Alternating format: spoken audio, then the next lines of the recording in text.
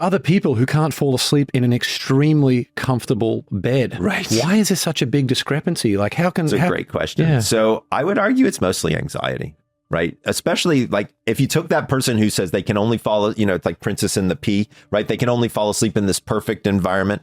Look at them earlier in their life. My guess is they could fall asleep just about anywhere, but something happened over the course of time that instilled a fear. Because I think that's, if we're really breaking it down to what do we think is really going on here for folks like that, I think it's a fear of safety, right? So at the end of the day, if you're going to be asleep, it's the most vulnerable position you could possibly be in, right? Your eyes are closed. You're completely defenseless.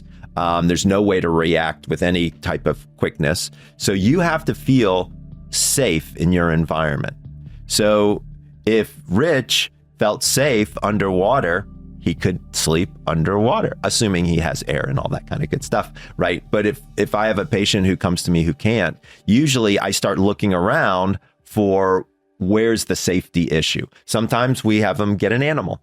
Seems to work well. Get an alarm system. Seems to work well. Buy a firearm. Seems to work well. Like those are some of the things that people can do. But then the question really becomes is like, what is the fear? And sometimes it's not a fear of physical safety.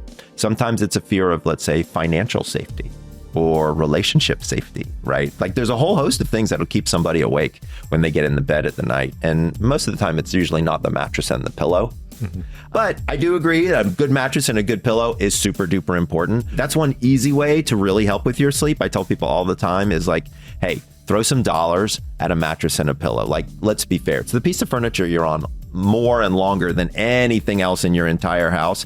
If you put a few bucks towards anything, like it doesn't need to be the next big screen, it should probably be your bed.